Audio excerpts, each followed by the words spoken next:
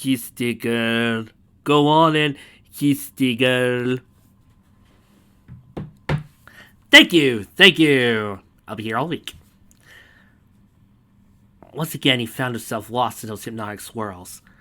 He did not know if it was her magic or if her eyes truly sparkled. He almost did not realize she was leaning in until her lips were inches away from his. He wrenched himself away and the spell was broken. Did you not hear my warnings? He snapped. Screwball pouted. I don't care. You Zud, do you think I would be able to live with myself if I hurt? He paused, shocked at the words falling from his mouth. Screwball was equally surprised, not by his words, but by his frightened tone. Mothball decided he should get out of there before he gave her the wrong idea, so he could get out, sort of to straighten something inside of him. You should go home, he said quickly. Screwball blinked. What? Your family's probably worried sick about you. She sighed. I guess you're right. I'm in enough trouble as it is. Will I see you again? Mothball looked away. I wouldn't get your hopes up, but for your own safety, Scurry, I think it's best you stay away. It pained him even more to say that he had the first time he had left. This time it was for real. A Screwball knew he was not lying. So he heard a sniff and refused to look at her, knowing those beautiful eyes were filling up with tears. Goodbyes, he muttered. Mothball took off before he could change his mind. Screwball's ears drooped as she began crying for the second time that evening. She didn't want to go back to Carolot, but felt she had no choice. Her parents would flip if she did not return soon. Hey, Mothball, it's kind of easy to point out, hey, my mom's got an evil plan going. Maybe you could mention a little bit about that? I mean, it's not like she's got ears everywhere. Nope. Want to keep this going? Alright. Any sign of her? Flesheye asked her friends. Applejack shook her head. We've looked everywhere. This girl was growing nervous. You don't think she ran away, do you? When Screwball materialized in front of him, he breathed a sigh of relief. Oh, thanks, Celestia. Where have you been, young lady? Flesheye demanded, crossing her hose. I was just getting some air. Screwball mumbled, not making eye contact with anybody. Screwy, I want to talk about, her father started to say. She turned his back to him. I don't want to talk now. I just want to go to bed. Discord scowled. How dare you turn your back on me? You come back here or I'll... Let her go, honey, Flesheye said, taking his paw in her hose. It's been a long night. She needs some rest. We could all use some rest, Twilight declared. The others agreed to depart for their bedrooms, all except Rarity. She tapped the yellow Pegasus on the shoulder. Fluttershy, may I speak with you? Fluttershy looked to her husband. As her family dispute, Discord needed her, especially now.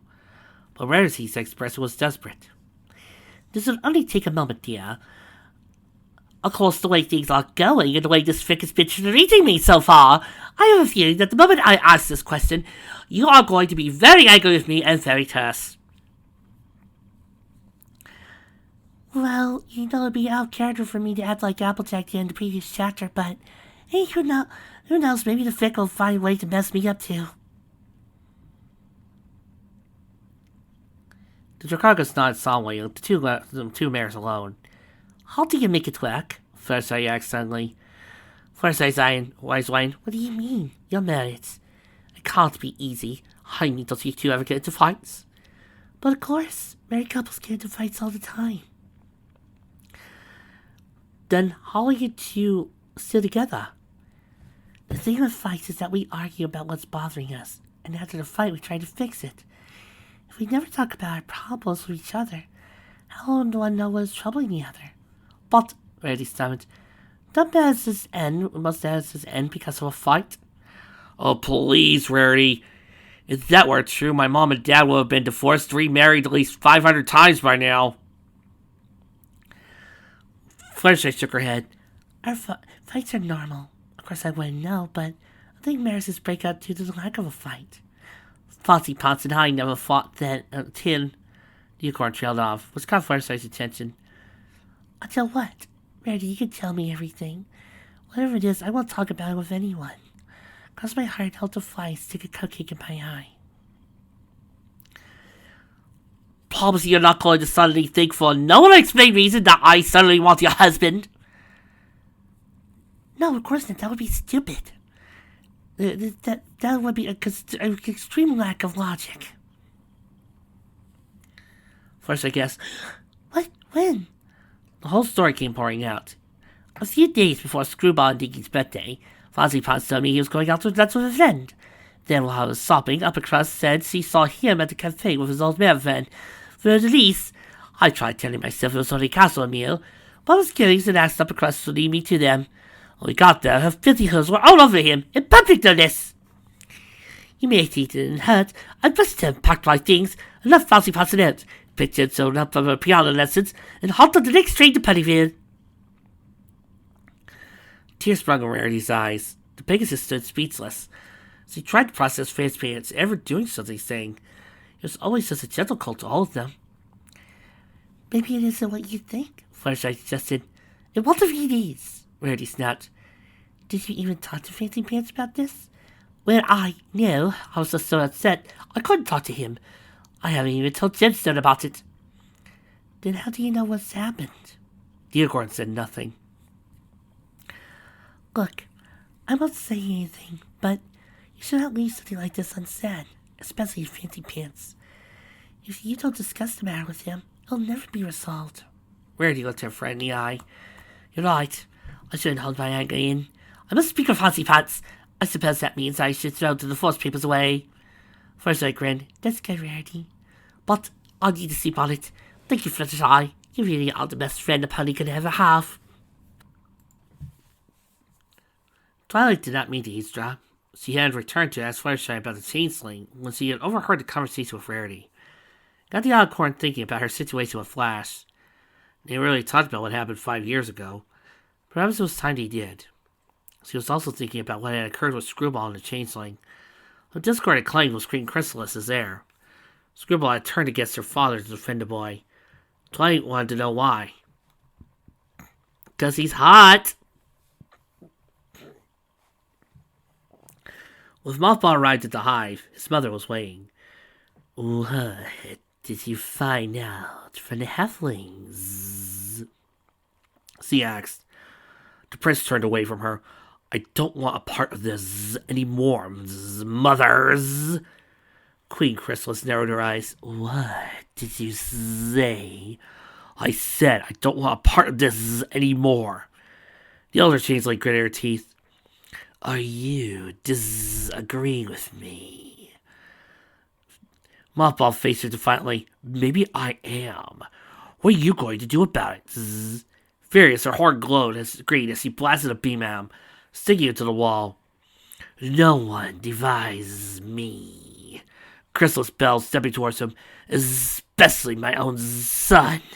Now, tell me what you know.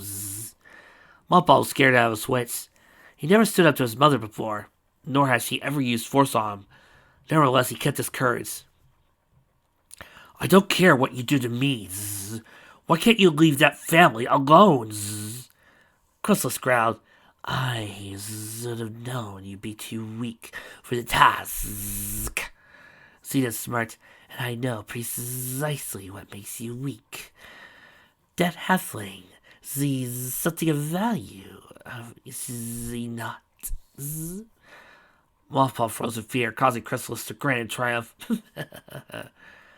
I see he is. If I cannot get information from you, I can always go straight to the source. No! He protested. You can't! Please don't hurt her! You don't want her hurt? Then tell me what I need to know.